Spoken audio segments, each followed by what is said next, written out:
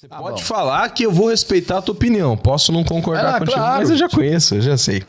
Biblicamente, tatuagem. A galera vai perguntar aqui, ó. Eu já tô condenado pelas minhas tatuagens, entendeu? Biblicamente, tatuagem. Chegou outro tatuado aí, ó. Tatuagem. A Bíblia tem um versículo que fala sobre marca. Né?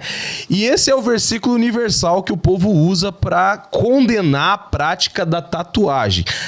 Tatuagem, pastor, é pecado ou é uso e costume? É mandamento ou é uso e costume? É princípio ou é uso e costume? Vai lá.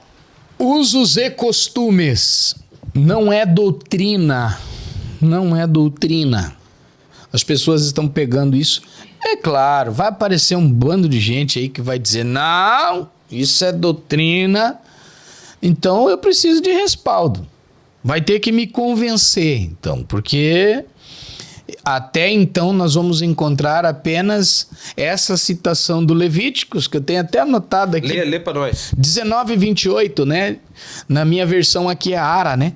Então ela diz assim, ó. Pelos mortos não darei golpes na vossa carne, nem fareis marca de tatuagem em vós. Eu sou o Senhor, tá? Então, esse é o texto. Esse é o versículo aí, né? O capítulo, o versículo que eu li. Vamos lá. Contexto histórico e cultural. Eram práticas pagãs do Antigo Oriente Médio. As nações ao redor de Israel usavam tatuagens e incisões como parte de rituais religiosos pagãos. Tá? Era comum marcar o corpo em luto pelos mortos, invocando espíritos. Tatuagens serviam para dedicar-se a deidades pagãs. Funcionavam como amuletos de proteção ou sinais de possessão por divindades. Ok? Então, o propósito da lei: Israel deveria ser santo, separado das práticas religiosas das nações vizinhas. Eles não podiam ser igual, não podiam se assemelhar. O foco não era a tatuagem em si, mas a sua associação com idolatria e culto aos mortos. Por quê? Qual era o problema? Não era ter feito a tatuagem, mas o propósito dela. Entende? O propósito. Nós vamos encontrar uma série de gente que acha bonito. Ok? Eu não uso. Não condeno quem usa. Para mim não é doutrina, então não tenho como eu condenar. Eu posso condenar dentro de uma doutrina. Eu posso dizer, ó, você está pecando. Mas como ele não é doutrina, como é que eu vou criticar alguém que usa? Eu não vou, né?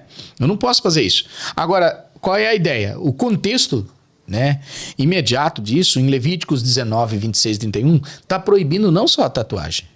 É aqui que está o problema. Nós não conhecemos um pouquinho da hermenêutica, então a gente pega e coloca tudo dentro do pacote. Mas aqui está dizendo o seguinte, ó, tem várias proibições dentro do mesmo capítulo.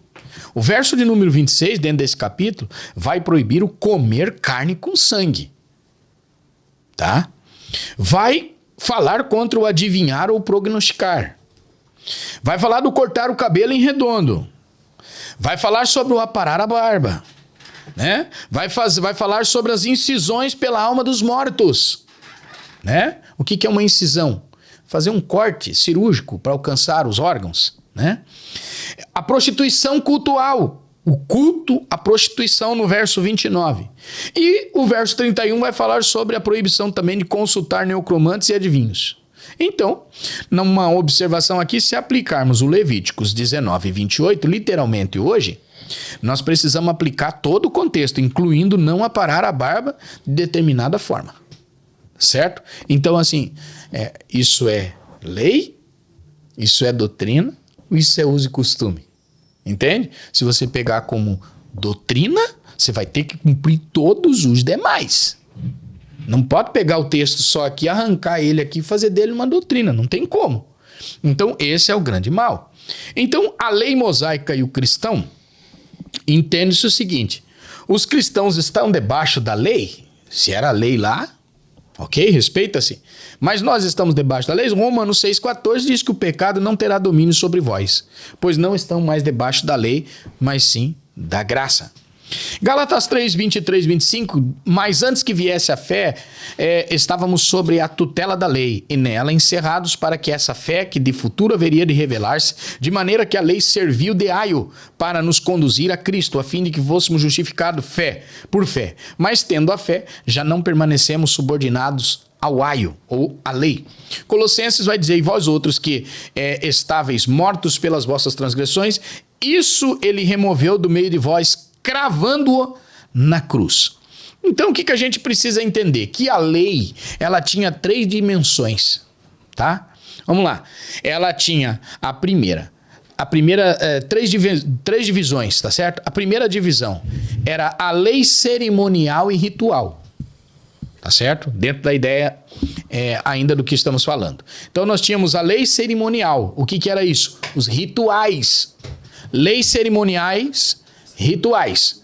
Então, dentro dessa ideia, vinham os sacrifícios, vinham as festas, as purificações, dentro dessa questão da lei, tá?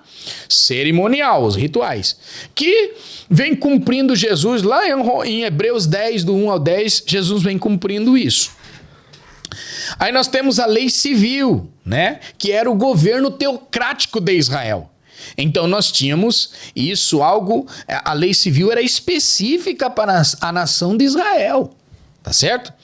Aí terceiro nós temos a lei moral. Aí sim, a lei moral vai refletir o caráter de Deus, ok? Então eram princípios eternos, reafirmados inclusive no Novo Testamento. Então o Levíticos 19 e 28 enquadra-se na lei cerimonial e ritual. Estava relacionado à separação de Israel das práticas pagãs. Era uma coisa específica para eles, não para nós. Então não posso fazer disso uma doutrina, tá certo? Não é doutrina.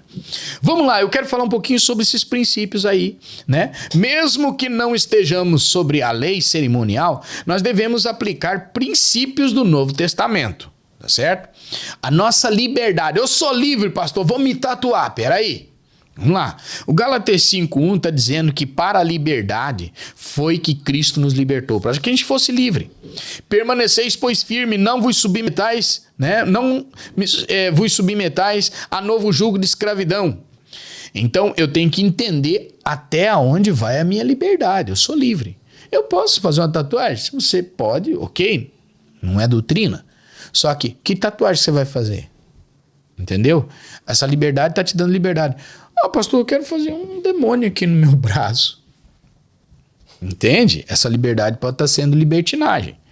B, não causar tropeços. Aí vem um outro problema. Romanos 14, 13 ao 15 diz, não julguem mais uns aos outros, pelo contrário.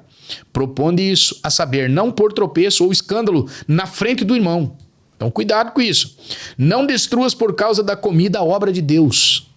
Ou seja, se eu sou alguém que por causa disso estou causando constrangimento, estou levando alguém ao tropeço, então eu preciso avaliar isso aí. Tá bom? Se a tatuagem causa escândalo genuíno na sua comunidade, considere o amor ao próximo. O amor está acima da tatuagem. Então a gente precisa entender isso aí. 1 Coríntios 10, 31, portanto, quer comais, quer bebais ou façais qualquer outra coisa, fazei tudo para a glória de Deus. Eu preciso entender. Qual é que é a ideia? No que glorifica a Deus isso? Entende? Então aqui algumas perguntas são refletivas e são reflexivas pra gente. Ó, por que quero essa tatuagem? Primeira coisa, eu quero fazer uma tatuagem. Por que eu quero essa tatuagem? Eu preciso pelo menos entender por que eu quero isso. É modinha? Porque eu vi alguém fazer? Não, eu preciso primeiro perguntar, por que eu quero essa tatuagem? Eu tenho certeza que o William, quando fez isso, teve consciência de por que ele queria fazer. Ou você foi lá e disse, vou fazer uns desenhos aí. Como que você reagiu diante disso? Eu? Eu fiz porque eu quis. Você quis, você teve consciência de querer. Inclusive, quando eu quero deixar registrado isso aqui, todas as minhas tatuagens foram feitas depois, tá? De eu ser crente. E eu parei agora. Mas você sabe que você tá condenado. Sim. Parei agora. Por que você parou? Porque dói, cara. E você vai ficando velho, a dor vai ficando pior. Só que assim, o crente, ele tem a mania, pastor, de tatuar e ele já fazer um significado. Tipo assim, não, Parece que ele tá querendo justificar. Olha aqui, ó. Eu fiz isso aqui, só que isso aqui representa, isso aqui significa. Quando as pessoas chegam em mim e falam, cara, o que significa isso aqui? Eu falo, não, vem cá que eu vou te explicar, ó. Significa que eu tinha dinheiro e eu paguei pra fazer isso aqui. Esse é o significado. Ah, encheu o saco de outro. Vai, pastor. Esse cara. Vai. Ok. Então, assim, isso glorifica a Deus ou glorifica a mim mesmo? Tem gente que usa por luxúria. Entende? Então, assim, cara, eu fiz isso aqui. Só que aí entra uma área muito delicada, que é a área da libertação, que eu gosto, que eu defendo, que eu amo, né? Por quê? Porque eu preciso entender também que existem coisas que eram adeptas do paganismo que se eu inserir aqui, eu vou abrir portais, eu vou abrir portas. Existe uma série de fatores relacionados a isso. Então eu preciso entender isso. Qual a simbologia disso que eu estou fazendo? Embora você não queira dar explicação, mas você sabe o real significado de cada coisa. É como se disse, você não vai tatuar uma entidade, um negócio, não. Né? Então, se eu perguntar aí, por exemplo, eu não vou conhecer o símbolo de todos, mas, por exemplo, lá eu vi ali que tem uma lamparina ali, parece, não sei o que é isso aí. É uma lamparina. Lucas 8, 16, 18. Aí. Representava algo pra mim isso aqui no dia. Claro. Então tem uma representatividade. Agora tem um cara que vai lá, ele coloca, ele não sabe nem o que ele colocou. Eu coloquei um tridente aqui, eu não sei o que é isso aqui, né?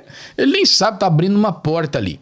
Então, eu estou sendo influenciado pela cultura mundana ou por convicção pessoal? Quando você fez porque você quis ou alguém te influenciou a fazer isso? Você tem que ter essa convicção, né? Então, os contra-argumentos, exige consistência com toda a lei cerimonial. O 1 Coríntios 6, 19 e 20 está fora do contexto. Muitas práticas cristãs têm associado a histórias negativas. Muitas decisões na vida são irreversíveis, né? Aí, tatuagens são moralmente neutras. Argumento. Não estamos sobre a lei mosaica.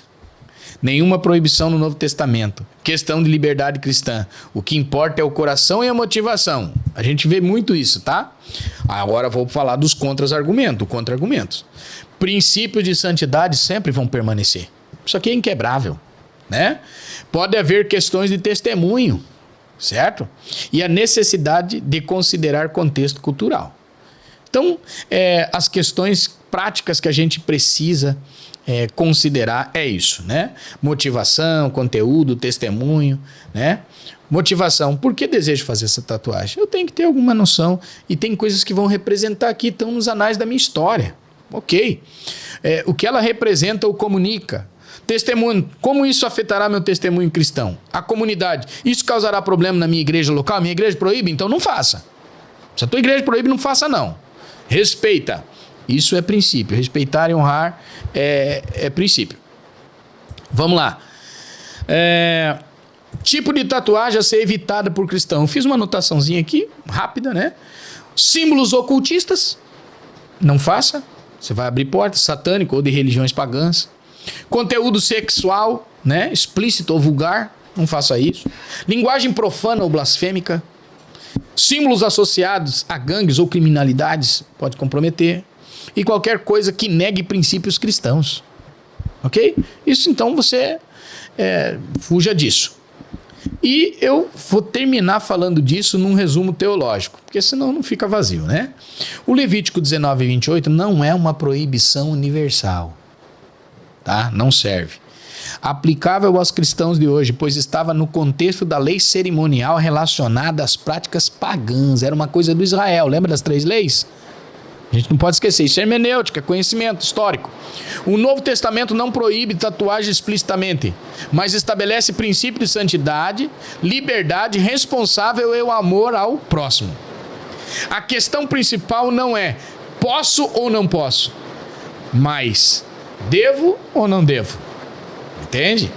Então, isso é uma área de consciência pessoal. E uma posição equilibrada tatuagens são uma questão de liberdade cristã informada por princípios bíblicos. Não são intrinsecamente pecaminosas, tá? Devem ser avaliadas por conteúdo, motivação e contexto. Exigem sabedoria, maturidade e consideração pela comunidade. Quando eu falo comunidade, estou falando da igreja, tá? E não devem ser motivo de divisão ou julgamento entre os irmãos. Se isso acontecer, então, exclua-se disso, saia disso, tá bom? Essa é a ideia superficial ainda, porque isso tem um posto de profundidade muito grande pra gente falar um pouquinho de tatuagem. Simples assim. Eu não defendo, né? Eu não incentivo. Nem eu. Eu não incentivo. Eu fiz porque eu gosto, não me arrependo de nenhuma delas da que eu tenho. Me sinto bem, não me sinto excluído. Mas eu não incentivo. E concordo com a galera que fala, eu acho feio. Não faça, né? Agora sim, vou fazer uma observação assim. Mas e aquela irmã? Ela fala, é pecado. Pecado. Isso aí é terrível. Vai pro inferno. Mas daí ela vai e faz uma definitiva na sobrancelha, pastor. Ela vai lá e pinta definitiva a sobrancelhinha dela. Aquela pessoa que... Eu vi um trabalho esses dias na internet, achei lindo, por sinal, de uma tatuadora. Ela se especializou pra mulher que perdeu o seio por um câncer de mama. Aí ela vai e ela faz a tatuagem como se fosse o bico, a auréola do seio. Fica perfeito, como se fosse, né? Aí a pessoa tá pecando também porque ela tá fazendo uma coisa assim, uma estética. Ela tá indo pro inferno por causa disso. Pelo amor de Deus. Essa é a coisa mais linda que alguém podia fazer, pois né? Então, até essa questão aí da definitiva, né? Essas questões. Então, assim, gente, isso não é doutrina, pelo amor de Deus, né? Pastor, eu tenho aqui 5 respaldo bíblico. Se tiver dentro do contexto doutrinário, é sã doutrina. Mas se não houver apoio, sustentabilidade, esquece. Costumes, ok? Lei moral, cerimonial, povo pagão, Israel, não esqueça disso, tá?